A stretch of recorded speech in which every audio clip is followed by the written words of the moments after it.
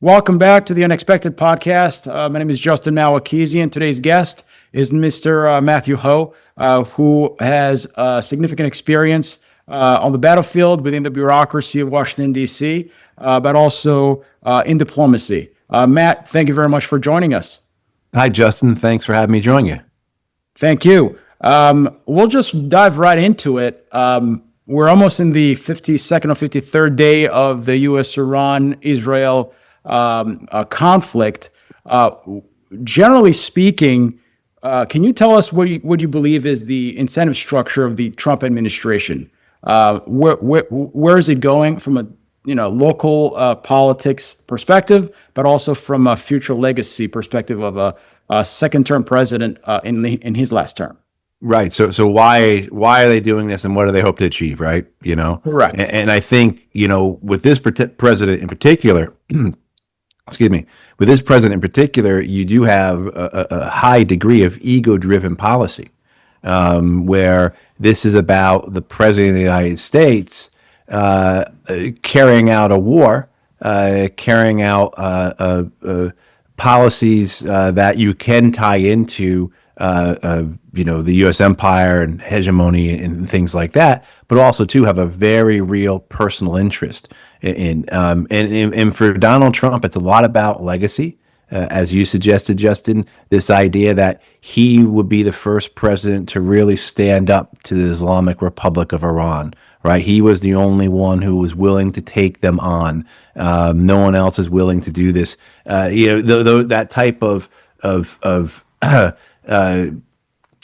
ego, in the sense of that in the present, he is the only one able to do this sort of thing, but also to that identification with a legacy. So I think your question is spot on there, in that there are certain aspects of this that we can get into, the various interests that align to make a war like this a reality. Just the reality of the American empire. So the inertia that comes with those imperial pulses and impulses and needs and desires, but also too, there's the interest of Israel. There's the interest of the military-industrial complex. There's the interest of the fossil fuel industry. There's interests of other groups, corporations, the tech industry that sees Iran as 93 million people who aren't on Facebook or X or TikTok. Right, so the idea of a untapped marketplace, but this intersect, yeah. So it is. So if that's where it dropped off about, so you have these other interests that align with the president who is willing to do this war, because those same interests have put pressure on previous presidents to carry out this war. Right. But this was the president who was willing to do it, and again, a lot of that's ego-driven.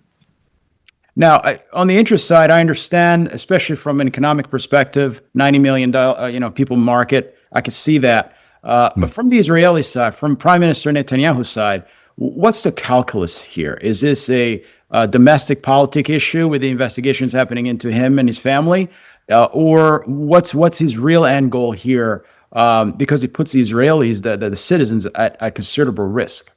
Right. So, and this is why I think Netanyahu and Trump like each other so much, because they see each other in each other. Right. So the desire of Benjamin Netanyahu to use a war like this for his own personal purposes, to provide a constant emergency situation that Israel has been under for the last several years, that justifies all types of things, but it also helps him get out of his corruption trial. He was actually just supposed to testify last week, and he was able to be removed from that. He didn't have to testify. So certainly this war against Iran has proven popular, or is popular, in Israel, even though it's taking much longer than everyone said it was going to be, and the hardship of living in bunkers for all that time up until the ceasefire, the possibility of going back into the bunkers again, that's all there, but the war remains positive or popular. And for Netanyahu, of course, that is something that he can use for his own political purposes. And they're due for elections this year in Israel. Netanyahu wants to move those elections up as much as possible. The idea being, of course, that elections would occur within a time frame that it's, the end of this war bleeds into the elections, and Yeah. Netanyahu can use the success of the war, put success in quotes, Right. right, for his own political purposes. But there's also larger, broader is desires of Israel in all of this that go back decades. And this is the idea of removing Iran from the Middle East chessboard, if you will. I hate that description, but that's how a lot of people really do look at this. The idea being that if the Israelis are able to, with the Americans, are able to isolate Iran, or if they're able to make Iran into a dysfunctional country, that it cannot have impacts, it cannot have influence, it cannot interfere in other countries, or it cannot serve as a hedge or an obstacle to Israel's plans.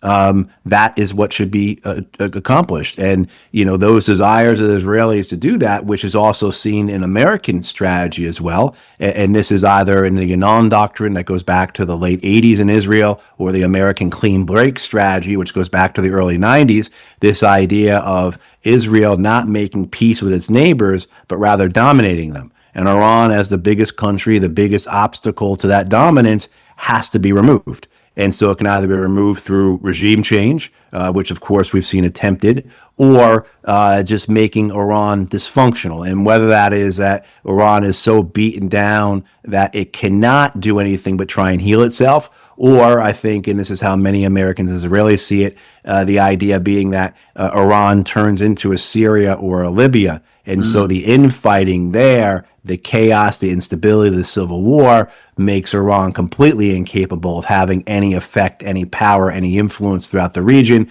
That means that Hezbollah no longer has support. The Houthis in Yemen no longer have support. The Iraqi resistance, the popular mobilization units in Iraq no longer have support. But most importantly for the Israelis, the Palestinians would not have support.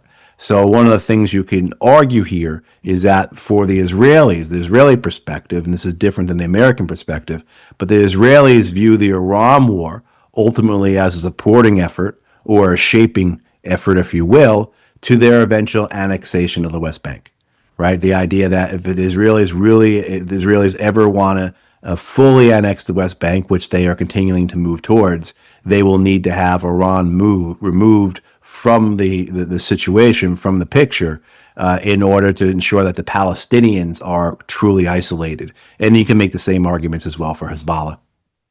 Right. But there's a serious miscalculation at least on the U.S. side, when it comes to Iran vis-a-vis Iraq, Libya, Syria, in the fact that you have a civilization that is cohesive, that has got an openness towards what solutions and how to persevere through troubled times.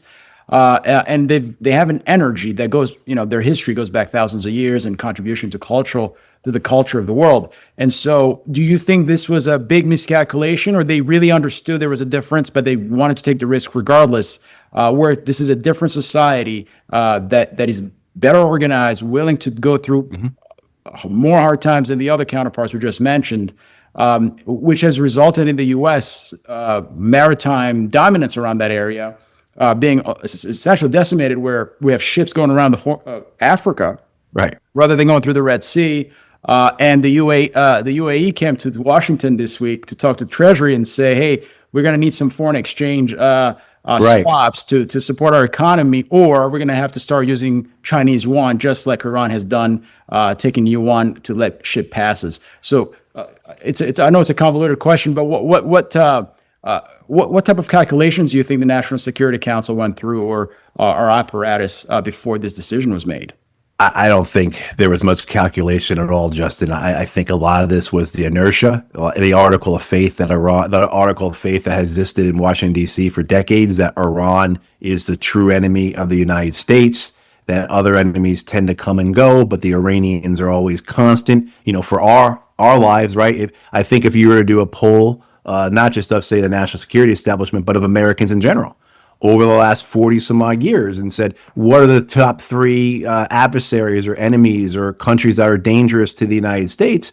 There'd be countries coming in and out of that, right? Libya, Iraq, North Korea, et cetera. Right. But Iran, China, Russia, but Iran would always, I think, be a constant in that top three, because, particularly since 1979 in the hostage crisis there has been an obsession with Iran in American society, not just again in the national security establishment, but also throughout our media, throughout our culture, and so I think there's inertia there that, again, like I said earlier, was always pushing for this war. The belief in the national security establishment that an Iran war with Iran was inevitable, much like as we hear about this discussion of the inevitability of a war with China, right? And that should really worry us. But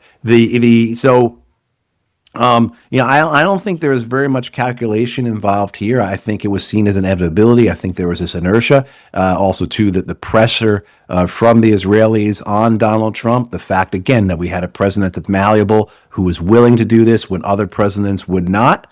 And I think all these concerns that were clear, that were shown in one war game after another, or just through you have a decent conversation with somebody about what this could look like, and you and that other person are going to go through all these scenarios. It's going to be obvious that this is what might happen. The vulnerability of the American bases in the region, it tied into the reality that Iran would be striking American allies. How would those countries react? Then alone, what is Iran's strongest weapon, if you will? Well, it would be economic warfare. Well, that wouldn't just impact the United States and Israel and Iran. That wouldn't just impact the region. That would impact the entire world. So if you were to go through this step by step, a lot of the reality of what we're seeing have played out over the last 6-7 weeks were eventualities that should have been taken into account, but don't seem to be. I think there's a lot that can be said here about the politicized nature of the national security planning system within the United States, the amateurish nature of it, the corruption within it, the fact that you do have an American foreign policy establishment, a national security establishment that is part of the military-industrial complex. There are very few jobs in Washington, D.C. on the issues that you and I are talking about here today that aren't in some way funded or at least vetted by the military-industrial complex. And I don't mean that to get a job someplace, Raytheon has to stamp your resume as saying approved, but it's just that there are very few positions throughout Washington, D.C. that haven't been influenced, that aren't funded, that don't have that connection in some way. And that's true in the think tanks. That's true in the media establishment. That's true both the congressional and executive branches. I mean, try and get a job as a staffer on a congressional committee for armed services or foreign relations. Where's your background going to have to come from? It's going to have to come from right out of the military or the intelligence services, or it's going to have to come out of some type of pipeline through academia and the think tanks that are more than likely funded by the military-industrial complex or adjacent to it in some way. So you have this environment, this ecosystem, where to have this type of conversation like you and I are having is heretical, right? To state the obvious of what the eventualities might be in a war like this, well, you're being negative, right? You're being pessimistic. You don't understand the big picture here. Or the word I would hear the most to describe like our conversation in Washington, D.C. was that Justin and Matt just simply aren't serious. Right. And what they mean by that is that Justin and Matt aren't serious about being employed making $200,000 a year for so and so. Right. No, what you're describing is the local Chicago banking community here. Right. Yeah. It's very tight knit, and they'll push through solutions that don't necessarily meet the requirements of the regulators. Come hell or high water, and if you speak against it, you're quickly blacklisted or do not hire lists, etc. So I fully understand that part. Justin, I've said this before about history as well as other, other industries or other, the idea that people would ask me, what should I read to understand the thinking behind the Iraq War and the Afghan War and how the Americans did that? Yeah. What should I read to understand that? And I say, read David Halberstam's The Best and the Brightest, and Neil Shahin's A Bright Shining Lie, both books about the Vietnam War. But I say, if you read those books, you'll understand the Iraq and Afghan War. And I think you make the same argument. Go and watch the film The Big Short, Yeah. and you'll understand the Iraq War. Right? You'll understand that type of mindset, that hubris, that groupthink, the go along to get along type of mentality that exists in all organizations. Correct. But when you're talking about either big finance or Yeah. war, that type of reality is disastrous. No, absolutely. On that same vein, from an escalation ladder perspective, do you believe that the ground war is inevitable at this point? Because the Trump administration is still moving assets as they're, quote unquote, negotiating. Is this a fait accompli, or there's still a chance of that not happening? Well, I think a ground invasion a la Iraq in 1991 or 2003 just simply isn't possible because the forces aren't there. One, the forces in the region, I mean, for the first Iraq war in 1990, 1991, there were over 500,000 U.S. and coalition forces. In 2003, there were 275,000, I believe, 175,000 Americans invaded, plus about 45,000 Brits and thousands of other coalition forces. I mean, so you simply now, with this plus up with the George H.W. Bush showing up, as well as the 11th Marine Expeditionary Unit, you're now at about 60,000 total forces. The vast majority of them are not ground combat forces. They're involved in aviation or logistics or supply or communications or on ships or what have you. So the actual footprint that's there, the force that could carry out some type of ground combat is minimal. It's also very light. There is a mechanized infantry brigade in Kuwait. It's been there since 1991, essentially. But its ability to do anything is limited. You have to have it cross the Al-Faw Peninsula and the Shatt al-Arab, go through the swamps and the marshes, essentially, to invade southwestern Iraq, and Iran, and then you'd have about probably 250,000 troops, too little.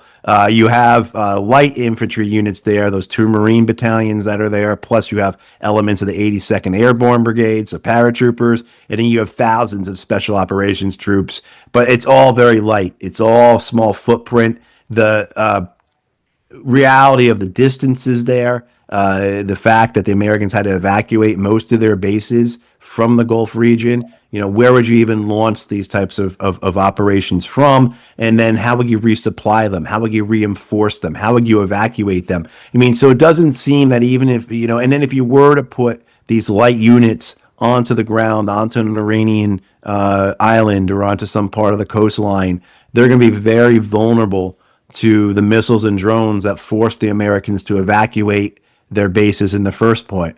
So, as well as too, we can get into this if we want.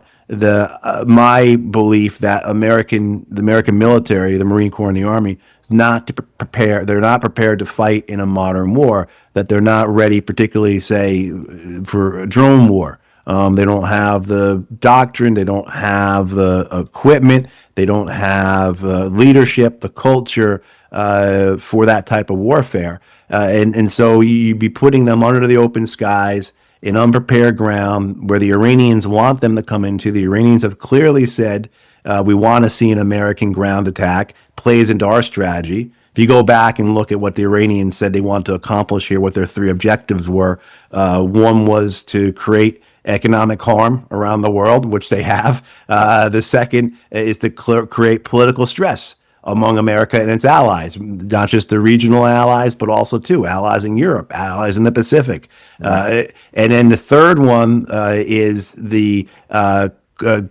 causing American casualties. And the Iranians actually said out loud, we think if we could cause 500 American deaths, that would cause enough political problems domestically that such a war would be impossible in the future, right? So they've got 2 out of 3 objectives. Why are you going to give them the ability to get the third objective? I mean, so none of it really makes sense, whether it's a concept of operations, whether it's the strategy, whether it's the fact that our troops aren't prepared for this. You'd be, again, putting them now not just within the risk of being attacked by, again, the same drones and missiles that chased us out of the bases that we had prepared for decades for such a war, but also too the shorter range drones and missiles that the Iranians haven't even employed yet. So I mean, like, right? You say escalation ladder, right? I mean, like, it's just, well, as you peel this onion apart, this just seems like a bad idea. Plus, too, if they get stuck and it goes bad, how do you pull them out? One, not just with the difficulty of the distances, okay, but also two, just the politics of it. If we put American Marines someplace or paratroopers someplace, and then it goes bad and we have to evacuate them, will the political decision be made to do that? Or will it be like Gallipoli or Quezon, right? Where those soldiers can't, or Marines can't evacuate because it'd be too politically problematic to do so. So then you're reinforcing failure. I mean, so you have all these things that you look at. So what I think, Justin, you'll end up seeing is you'll see what we saw yesterday or so, U.S. Marines boarding an Iranian ship, seizing it, right? You may see raids onto Iranian islands or parts of the Iranian coastline long enough to get a video of American Marines planting an American flag on a beach on Iran someplace. I think you probably see things like that, as well as raids that may have some purposes to hurt the Iranians economically, so sabotaging pipelines, things like that. Yeah, but I think Iran is comfortable with that being the status quo, because on the long term, with the midterm elections happening, whether there's casualties of American troops or $6 gas price in November, it's not a good picture for the Republicans, whichever way you look at it. Right. I mean, that's why you wonder, why did they launch this war of choice? Right? Why did they launch this war that they don't seem like they're prepared for? They don't seem like they had all the. It seems as if they chose a date to launch it because they were able to kill Ayatollah Khamenei. That they had a good shot at him that day, so they launched the war, sooner than they wanted to. But even then, the idea being that this is a war that the United States was not prepared to wage in a sustained manner for months. So you have real issues within the American military in terms of whether it's maintenance, whether it's the number of ships and aircraft that are available, manpower issues, the ability of the American industry to manufacture the munitions on a time, in time for the American military to use them. You now have issues too that they should have seen coming, but they didn't. I don't know where they expected to refit their ships at. They had to evacuate the Persian Gulf, essentially. Yeah. So now the ships have to go all the way back to Diego Garcia. They can do underway replenishment, where people have seen the photos of a big tanker cargo type ship. It's got hoses connected to a destroyer or a frigate, so they're able to do those sorts of things. But unless they've figured it out in the last year or two, and I'm not aware of it, the missiles that you see firing from those destroyers, whether they be Tomahawk cruise missiles or the missiles like the SM-2 and SM-3s that shoot down Iranian drones and ballistic missiles, they come out of a system called the vertical launch system. And that can't be reloaded at sea. You have to go back to it, right? I mean, so what were they thinking they were going to do? They knew this was going to be a missile-heavy fight. They knew they were going to expend them all. What's going to happen? So now you've got basically the entire American Navy having to rotate in and out, and you already have issues with maintenance. We have 10 aircraft carriers. Only 3 are able to be used right now. The other 7 are essentially all in the yards. I mean, we're months and months and months away from another aircraft carrier, unless, again, the U.S. Naval Institute press is wrong about this. I don't think they are, but we're months and months away from another carrier being able to join. And you've already got the Gerald Ford out there, who is closing in on 11 months at sea with all the problems she had. And you look at this and you say, all this was known. All this you could put down in paper. And so their assumption must have been, this gets back to like your earlier question, that this was going to be quick. That this is, now I'm finally answering what you asked me before. The idea that the kidnapping of Nicolas Maduro gave them such a shot of confidence. That's really right? okay. Yeah. Right. Yeah. That, okay, we're going to assassinate the Israelis are saying it's going to happen. I know the New York Times is saying the Americans didn't say it. I guarantee you, John Ratcliffe at the CIA and others were also overly bullish in their estimation of the possibility of overthrowing the government in Iran. But the idea, we'll kill the Ayatollah, we'll kill a bunch of people around him, and then we'll make a few phone calls, and it'll be a turnkey operation, just like it was in Caracas. And to what you were saying before, how did they get that so wrong?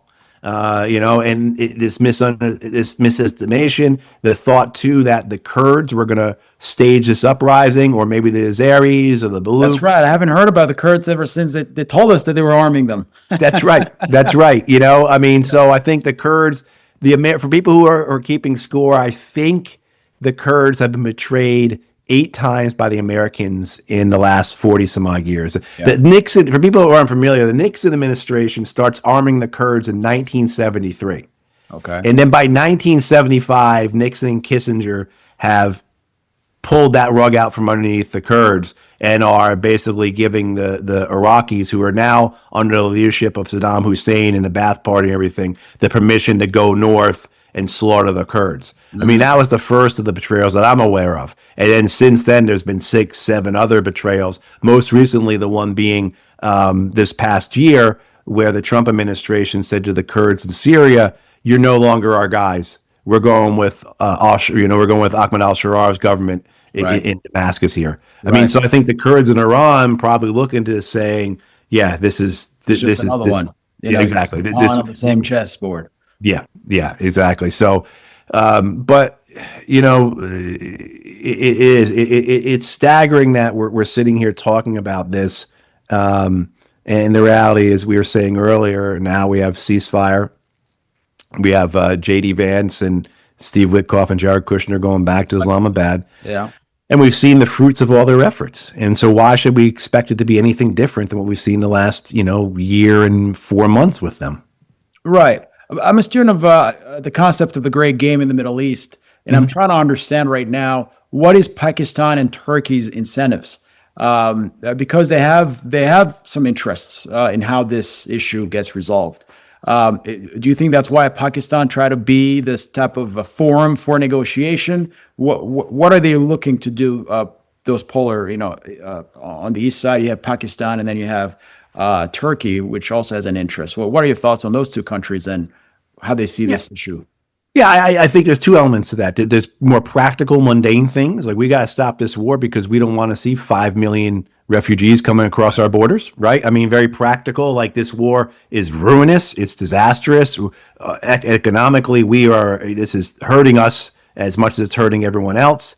In the Pakistanis, when it comes to energy, maybe even more so.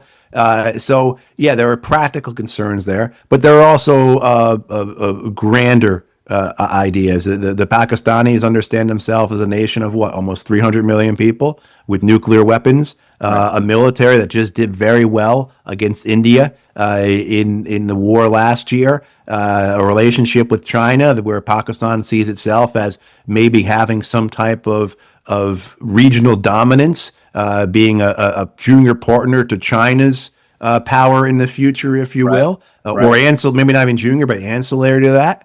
Certainly, the relationship between the Pakistanis and the Trump administration, Donald Trump and Shehbaz Sharif, like when they see each other, they get excited, they do. You see these guys, they again, that type of, I think they understand each other, they see each other in themselves. Yeah. And the Turks have the same thing. I mean, they made the same thing for Erdogan and Trump. That's one of those romances that goes back, to the first term. But the Turks, same, having this idea of a bolder idea of where they should be in the world. These are countries that I think all see themselves as being not just regional powers, but potentially world powers. Iran is now a world power. I mean, you have this effect on the world by definition, you're a world power.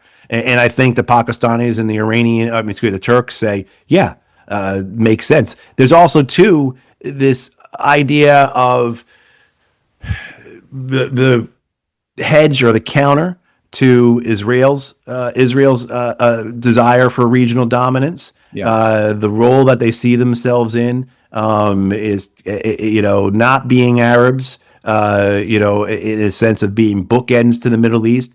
This kind of gets you back to Nixon's doctrine. His belief in having cops on the beat. So this is a bit nefarious, but the idea being that in the 70s, Nixon and Kissinger saw Israel and Iran under the Shah as being the bookends. I can't think of a better term Yeah. to the Middle East, basically kind of hedging in, on kind of campus keeping can try to keep the nose down a little. That's right. And in the middle, you have the Arabs, right? Yeah. So there is this. I see it. Yeah. Right. I mean, and this goes back to the Brits. This goes back to what Ronald Storrs, who was the British governor in Jerusalem during the British Mandate in the 1920s, said about the British support for the Zionist movement, for the settlers coming from Europe to Palestine. This idea that we're creating a loyal Jewish Ulster in the midst of a potentially hostile sea of Arabism. And so there's concern about Arabism. And then, of course, the way that Nasser just freaked everybody out and he brought down the British Empire, essentially, right? And literally. right? I mean, like in that legacy is all there. That historical All those inertia anxieties are remains. built into the program on both sides. That's right. And so whether or not it's cognizant, you can now, and all the other reasons we're talking about Turkey and Pakistan, but we can see themselves as saying, as offering them up to the Americans as we can play that role here, right? At the same time, too, understanding that the world is changing, that we are in a multipolar world already, whether people want to admit it or not, but this growing need to establish new relationships, to have more modern relationships with other countries, as well as the roles that they feel they can play as the world changes, as the world order shifts. And so you see a lot about this Pakistani, Saudi, Turk, Egyptian, I don't want to call it alliance, but there are some things that are starting to get put down on paper between those countries. Yeah. Right? I mean, this idea that they would be a bloc and that bloc would be powerful enough to dominate the Middle East or at least hedge any type of American-Israeli desires for dominance, as well as being a stabilizing influence, etc. And when they all bring different things, the Saudis bring money, the Pakistanis bring nuclear weapons, the Turks bring the largest army in NATO, except for the United States, right, et cetera, et cetera, et cetera. And so they complement each other. So this is a great question about what the Pakistanis and the Turks are trying to achieve here, because it gets into not just the proximate idea, right? The immediate need for someone to step in and do something about this, someone to step in and to mediate and to lead, but also too the bigger understanding of where the world is going.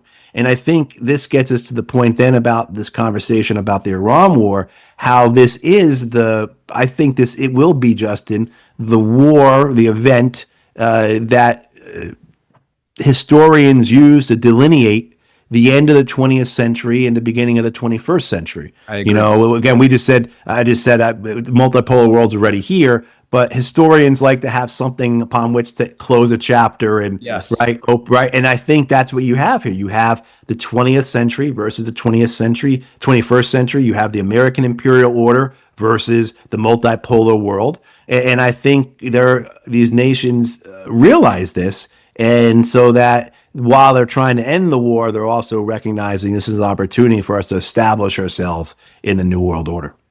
No, I agree. I actually touched something on it when you talked about Pakistan and their relationship with China. I think there's almost 100,000 Chinese workers in Pakistan for the last few years. I forgot the region. And there's been skirmishes of locals not being happy those workers are there. And the Pakistani government are coordinating security with the Chinese government. So they're already they're having a bigger security relationship than before, especially vis-a-vis India on how to manage India. And so this is the timeline I'm seeing. Earlier this year, essentially, China won on the tariffs when the Supreme Court shut down Trump's tariffs. And very shortly afterwards, this issue happened with Iran, which impacted the flow of oil to China and their economy. So it slowed down regardless. In May, there's this meeting between President Trump and President Xi. And I wonder what's going to be on that table. It's going to be Iran, flow of oil, but China also has Taiwan as a key pillar they need to discuss with the United States. What do you think is going to be on the agenda on both sides, and what could come out of the meeting with President Xi and President Trump in May? I think, from our perspective, we would look at this and say the Americans can come at this with the leverage of energy. And the Chinese are rapidly moving away from being dependent upon outside energy. I mean, a lot of statistics show that they're not. They have a lot of clean energy, right? But they still require 16 or 17 million barrels a day of oil to be imported. They still, right? They still need that fossil fuel, that legacy type of energy. But certainly 10, 15, 20 years from now, the Chinese are probably in a position where they say, we're energy independent. We're right. We're insulated. We're okay, but they're not there yet. So I think the Americans come in with that leverage, but the Chinese have greater leverage with the critical minerals. So I essentially, I would like to see, because China, some measures controls about 90% of critical metals, minerals, magnets, Processing, all of that, the whole infrastructure. the whole thing. They don't have the actual raw resources. They have a lot of it, but they don't have the magnitude of it, the bulk of it. They import that, and then they process it, and I guess refine it, process it, however you describe it. And nobody else in the world does that, essentially, or it's very minimal. Again, the Chinese have about, right, about 90%. So they have that leverage, which the United States, whether it is our military completely relying on it, all these missiles we're firing, the warships, the planes, those billion-dollar radar complexes that we saw the Iranians destroy with $20,000 drones, those can't be rebuilt without gallium and all the other things required, right? And who has that? The Chinese do. So if the Americans want to replenish, want to refit, want to rebuild their military after this war, if Donald Trump wants to make good on his $1.5 trillion Pentagon budget to build 500 ships in a Navy to go back to what Ronald Reagan had, you're going to need China's support with that. So both sides have leverage here. And I think the Chinese, watching how the Americans failed in their military, in their campaigns against the Houthis in Yemen, not once but twice, both the Biden administration and the Trump administration failed to militarily open up the Red Sea. But then now this war, I think it's got to give the Chinese some confidence that the Americans can't defend Taiwan the way that the Americans have claimed that they can. I mean, it also would give me a great deal of pause if I was the Japanese and the South Koreans as well, because you're essentially looking at, essentially you becoming, either for Japan and South Korea, Australia to a lesser extent because of the distance, but the Philippines, of course, the idea that you will become what just happened to America's Gulf allies, but worse in a war with China. I mean, going into this, you have all this context. Plus, you have the Chinese understanding that there are a lot of senior Americans saying that this war isn't about Iran. It's not about Israel. It's about shutting down energy to the Chinese, that this war is about China, just as he had Americans saying that what happened in Venezuela was not about Venezuela or South America or the Western Hemisphere. This was about getting China out of South America. And you see that from prominent Americans. Rick Scott just said it again. Senator Rick Scott from Florida just said it again over the weekend. Really? Yeah, he said, I mean, his words were pretty straightforward. Essentially that take control of the Straits of Hormuz, cut off energy to China, and watch the Chinese economy collapse. I mean, so you have that context too coming into these talks about what this war has shown, not just in terms of the actual capacities or capability of the American military, but also too what the American leaders are thinking. So, I mean, I think for the Chinese, it's continuing to build going forward their idea of a fortress with gates, how they see themselves, seeing this war, seeing the nature of the Americans, the willingness of the Americans to engage in such warfare where this was, I'm sure the Chinese are the same thing as we were saying. Why didn't they see this coming? And so that's a really dangerous opponent. So now, again, this is about the third or fourth time I've referenced Richard Nixon, I think. Now you get to Nixon's madman theory, right? The idea that you throw your opponent, you throw your adversary, off guard, that you make them hesitant or you make them take risks because they can't contemplate what you're going to do because you've led them to believe that you're mad. Right. So Nixon and Kissinger saying if they think that we're crazy, then either they're not going to act or they're going to act hasty or make mistakes because they're afraid of us because we're crazy. Right. In this, but that was calculated. Yeah, that was calculated. In this case, we actually have crazy leadership. Right. And so that must scare the hell out of you this time. Yes. Yeah. And by the way, even the U.S. citizens don't know what to expect. And so but I think you're right in how you just described it. Senator Rick Scott is typically a measured man, and so when he comes out and saying those things, there might be more to it than I thought. And at the same time, the leader of one of the three parties in Taiwan went to Beijing, and he was having a conversation with them. It was a woman. And so it looks like they're also anticipating something coming up in May. And so that's very interesting. You just said that. Last question, and because I'm cognizant of your time, unintended consequences. What can we expect from all of this in the States with oil prices the way it is, the economy the way it is, and how shaky our economy is? Tell our audience, not necessarily just on the geopolitical side, but on the U.S. economic side, what average citizens should expect and plan for. Well, if it continues, I think if it ends, say we're wrong in our assumptions, and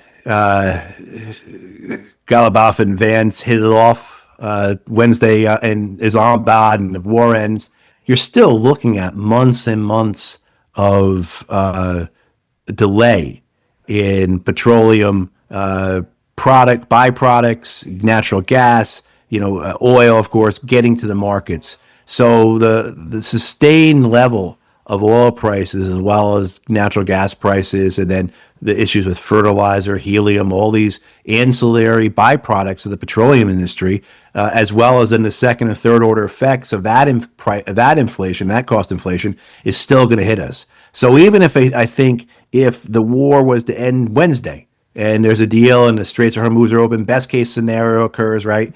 You're still looking at the cost of this, the Americans feeling this, going into the midterm elections and possibly even up to the midterm elections. Right. Because by the time it takes to right this ship, if you will, this is one of the big fears that the oil industry had, or I should say the oil industry, but the fossil fuel industry had about any shutdown, was that when you close down, when you shut down those production facilities, it takes a long time to get them back online. Right. But there's also the risk that you've done damage to the facilities, you've done damage to the wells, and there's the possibility that the wells won't produce, the reservoirs won't produce as they once did.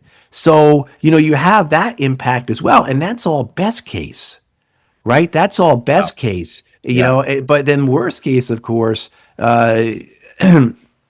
is the idea that this continues at whatever degree, but essentially the Straits of Hormuz stays closed. And that's one thing to look at in the sense of, okay, a fifth of the world's oil and natural gas is off the market now, as well as the fertilizer, the helium, all those other things. And so you start to have real, not just inflation, but inflation's on the supply side. And so you have just an incapacity to meet any kind of demand. Correct. So then you have shortages, then you have rationing, right? And then you have industries failing, stopping their business because they simply don't have the resources to do their business. Correct. Plus, as everyone knows, anything we own gets to us by truck Right. I mean, so the Diesel cost of prices are everything's getting going up to be, there. diesel is $6 by me. I mean, so Yeah. $6 a gallon by me. So, have all that. But then you have the really scary aspect of this, Justin, is that say the war continues and they do start really striking each other's infrastructure. We saw some of that in the last, month and a half, but say they really do destroy each other's infrastructure here. And now you're talking about not just the reality of a global recession, but potentially a depression. I mean, it's just not the idea of that sustained inavailability of petroleum and petroleum byproducts. Right. It is the reality that the Gulf money dries up. And you see Donald Trump all the time beating his chest about how much money foreign states are investing in the United States. And I think his numbers are way, way exaggerated. Of course. But it's true. The Gulf states have trillions of dollars invested in the United States. One of the things we saw, right, was and you probably talk about this much better than I can, but one of the things that usually at bad times like this, people go to gold and silver. Correct. But you saw gold, and so prices for gold and silver should go up.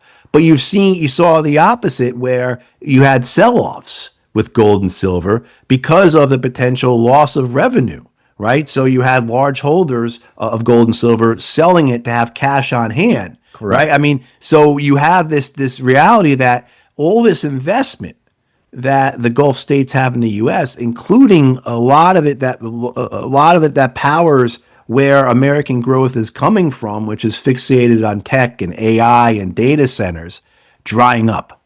It's drying Right. up, and it's going to affect the capital markets as well, which includes Right.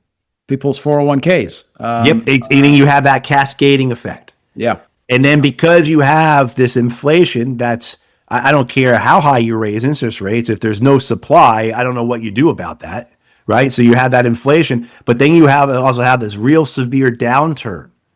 And so then you have stagflation. Correct. Right? I mean, and so I think that is what you're looking at.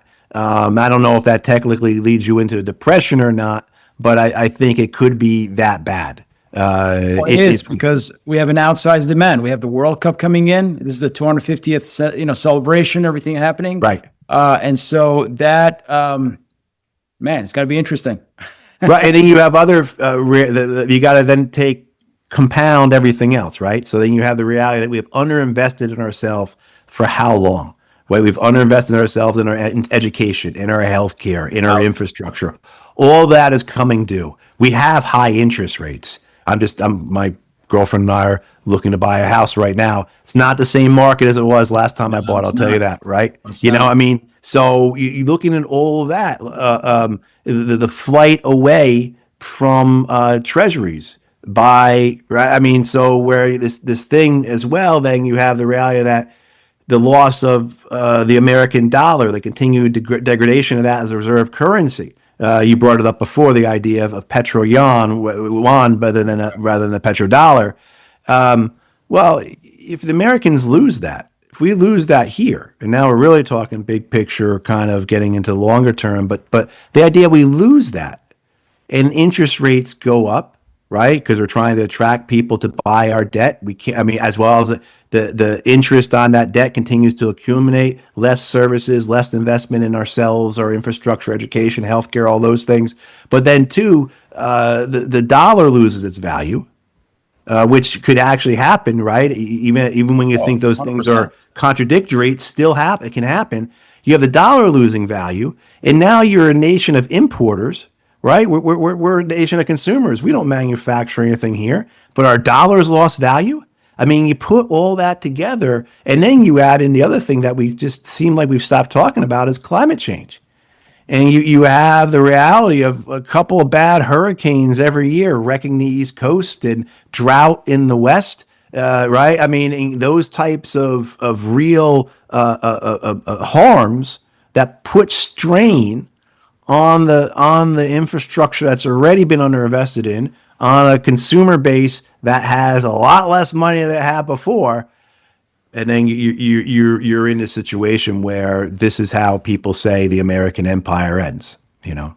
Well, Matthew, on that note, we're going to have to follow up with it, and please, as things change and there's some issues you want to talk about, we'd love to have you on here as well. Thank you for gracing us with your presence today. I think I learned a lot for sure, and I think our audience will as well. So I appreciate it, and thank you, sir. Well, thank you so much, Justin. All right.